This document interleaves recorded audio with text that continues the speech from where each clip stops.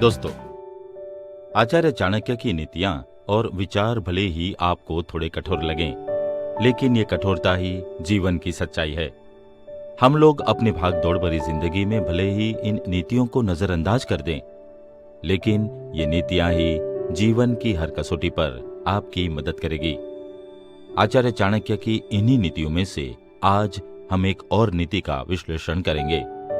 आज की ये नीति ईर्ष्या पर आधारित है। दोस्तों, ईर्ष्या की उत्पत्ति दूसरों की उन्नति देखकर होती है और होती केवल उन्हीं व्यक्तियों को है जो अक्षम और अशक्त होते हैं। वे स्वयं तो कोई उन्नति करने योग्य नहीं होते और न अपनी मानसिक निर्बलता के कारण प्रयत्न ही करते हैं, लेकिन औरों की उन्नति देखकर जलने अवश्य लगते हैं। इससे किसी का कुछ बनता बिगड़ता नहीं है, केवल अपने हृदय में एक ऐसी आग लग जाती है जो गीली लकड़ी की तरह जीवन को दिन रात सुलगाती रहती है। अपने एक नीति सूत्र में आचार्य चाणक्य कहते हैं, दहमानाः सुतीव्रेण नीचाः पर्यशग्निना अशक्ताः तत्पदं गन्तुम ततो निंदाम प्रकुर्वते। दोस्तों, इस श्लोक में आचार्य चाणक्य ने जीवन के रहस्य को बताया है। आचार्य चाणक्य बताते हैं कि दुष्ट या लालची व्यक्ति दूसरों की उन्नति या प्रगति देखकर जलता है। वह स्वयं उन्नति नहीं कर सकता है और यही कारण है कि वह निंदा करने लगता है। दोस्तों, संसार में एक से एक अच्छे, श्रेष्ठ, सफल और उन्नतिशील व्यक्ति पड़े हैं। एक से एक बढ़कर धनवान, ऐश्वर्यवान और सम्मानित व्यक्ति भी मौजूद है। इनसे यदि व्यर्थ में ईर्ष्या की जाने लगे तो उससे उनका क्या बिगड़ सकता है? किसी की उन्नति किसी के ईर्ष्या अथवा प्रेम पर तो निर्भर नहीं होती है।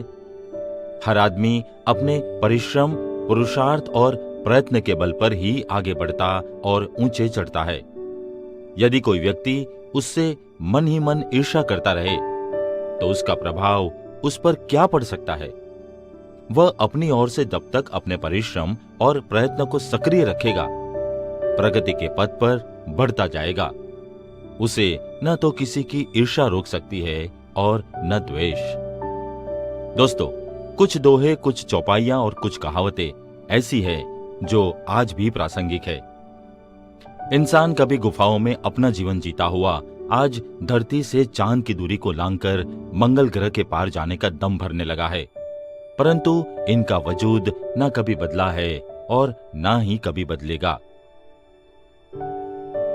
संत कबीर ने अपने एक दोहे में कहा है, लकड़ी जल कोयला भई, कोयला जल भई राख, मैं बहुरी ऐसी जली, कोयला भई न राख। दोस्तों, लकड़ी का जलकर कोयला होना और कोयला का राख होना ये प्रकृति के नियमों के अंतर्गत है, मगर ईर्ष्या से जले को तो कोई प्रकृति का नियम लागू नहीं होता। न वो कोयला बन पाता है और ना ही राख। ईर्ष्या को छोड़कर हमें अपने आप को कैसे बेहतर बनाना है, इस पर एक छोटी सी कहानी है।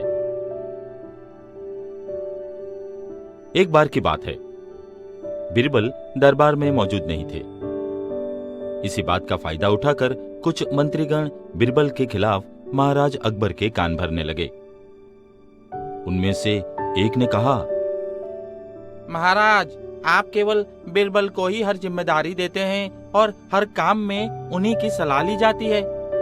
इसका मतलब यह है कि आप हमें अयोग्य समझते हैं, मगर ऐसा नहीं है। हम भी बीरबल जितने ही योग्य है। महाराज को बीरबल बहुत प्रिय थे। वह उनके खिलाफ कुछ नहीं सुनना चाहते थे, लेकिन उन्होंने मंत्रीगणों को निराश न करने के लिए एक समाधान निकाला। उन्होंने उनसे कहा, मैं तुम सभी से एक प्रश्न का जवाब चाहता हूं, मगर ध्यान रहे कि अगर तुम लोग इसका जवाब न दे पाए तो तुम सभी को फांसी की सजा सुनाई जाएगी।